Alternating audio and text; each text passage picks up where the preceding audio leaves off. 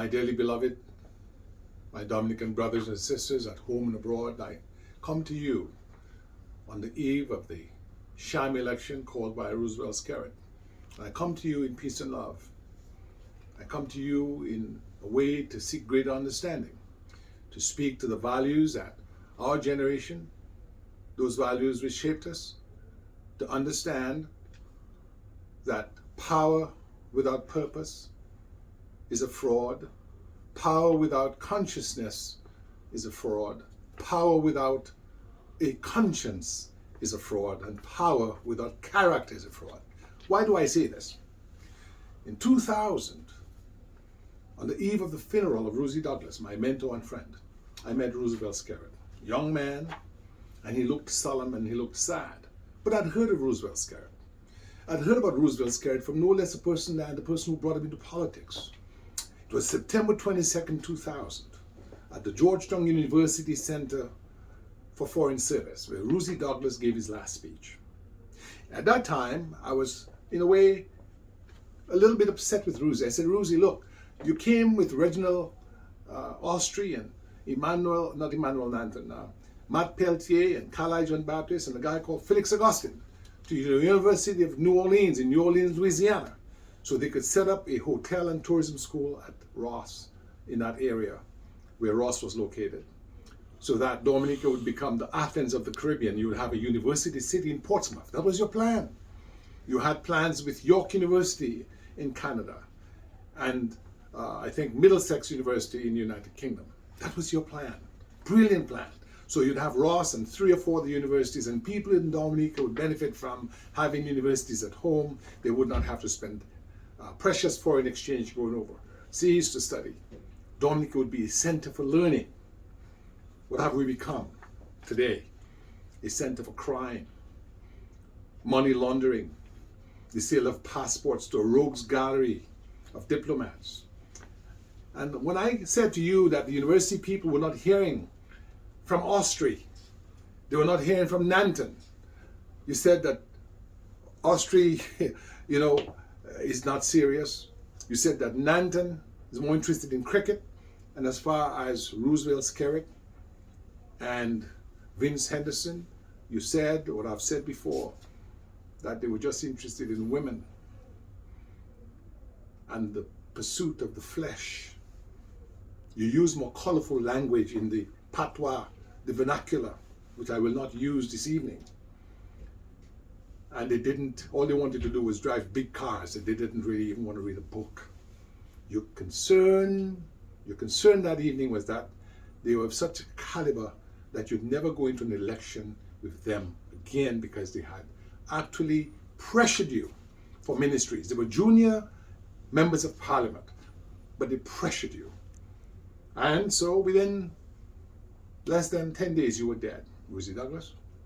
Pierre Charles came on board, and we know the pressure that he got. It was Tony Asifan himself who said that when he reached out for help, he did not get it. And Pierre Charles left us in 2004, January 6. Today we are faced with a great challenge. A great challenge because we have a government of misleaders, a government that's illegitimate in the way it rules, a government that's anti-democratic, a government that is tyrannical. Why do I say this? Well, we hear the language they use. Tony Asifan, for instance, has likened the opposition to cockroaches, cacador. And what you do with a cockroach, you hit the cockroach with a shoe. The symbol of the Labour Party is a shoe. The Prime Minister has been heard to say on a platform in recent days that a member of the public running is the Taliban. Another one is a fly. Another one is a gate was, which is a very derogatory term in the Creole vernacular. Another one is likened to lice. What do you do with lice? Vermin. You kill them. So we have the language of genocide, the language of crime, of mafiosi, infesting the discourse of the Prime Minister and his minions. We have Kelly Grano on his stage of the Carib territory talking about you scratch my back and I'll scratch yours, that they have a network of spies, that nobody can fool them. Imagine that. This is where we have come in Dominica. And so December 6th, we're saying to all Dominicans of conscience, boycott the election, and let us work towards the resurrection of our society in a way of moral values, in a way of human development. So we don't take our people to circuses, have them dressed in red or any party color, have them blow foghorns with fireworks in the distance and glam and fancy high-priced entertainers, and the National Library lies in ruins. Our clinics are unstaffed. Our police stations are almost uninhabitable in the way that the upkeep is not kept. And we have all these needs that millions are spent on garish campaigns and all those things which are not useful.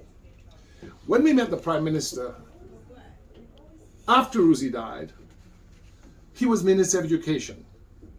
At that time, we created something called the Dominica Academy of Arts and Sciences. We were not interested in Dominicans coming from the United States to vote. We were interested in Dominicans coming back to Dominica to form things like a chemistry society, a botanical gardens science society.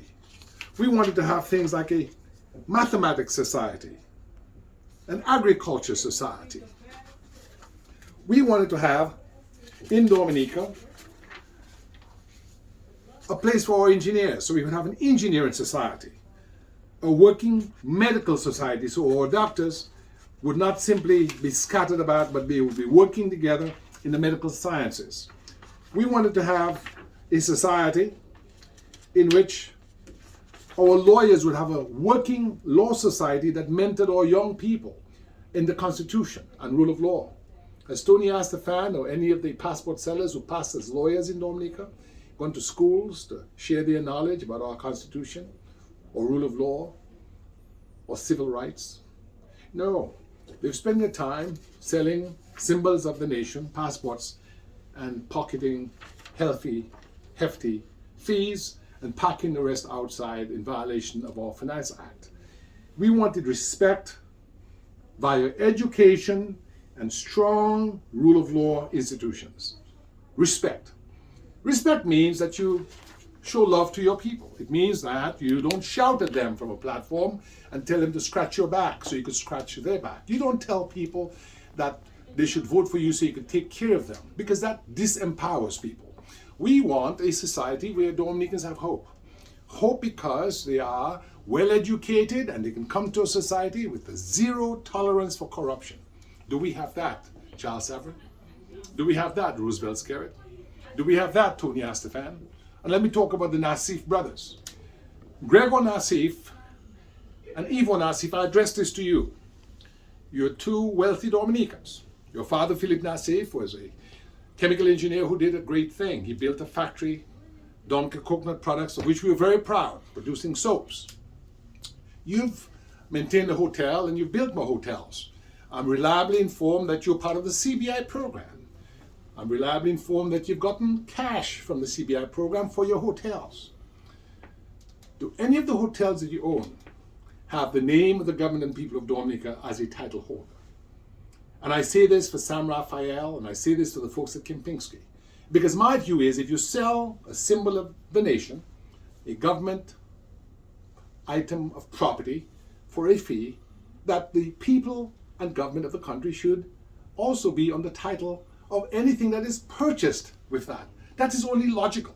However, we do not have a national trust into which the CBI funds have been deposited, nor are those funds lodged in our national bank. And as a result of that, it is estimated that $4 to $8 billion are offshore in undisclosed locations.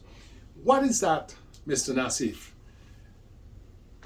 When you were someone, Ivo, I believe in particular, who spoke about good governance in the 1990s, and you spoke about good governance because you thought that the United Workers' Party, for instance, were exemplars of bad governance.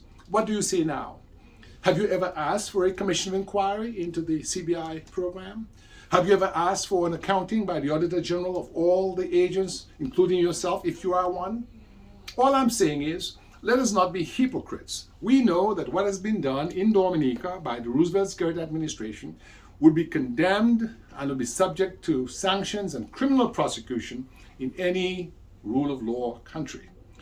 In our office, where the Prime Minister's been with us, when we worked on human development issues, so young Dominicans could have a future in Dominica, we have several things on our wall. One of the things we have is these sayings by Abraham Lincoln. Abraham Lincoln says, "Better to remain silent and be thought a fool than to speak out and remove all doubt."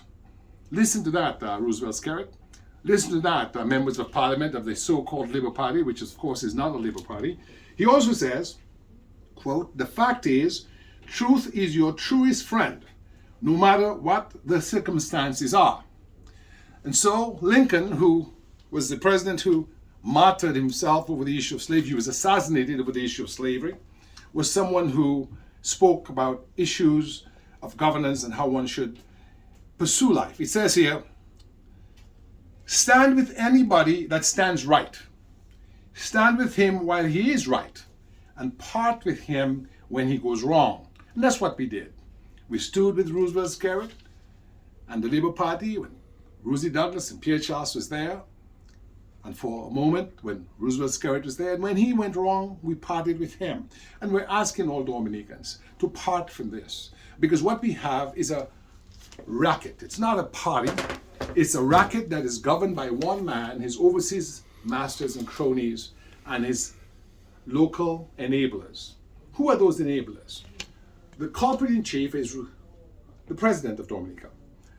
Charles Savarin sought the removal of Patrick John for maybe 1% of the crimes that have been committed by the current administration over all these years, in appointing people to be diplomats who they knew or should have known were criminals, in the infamous Beanbo Ball, in no-bid contracts, in violation of the Procurement Act, violation of the Finance Act, all of those violations of our Constitution.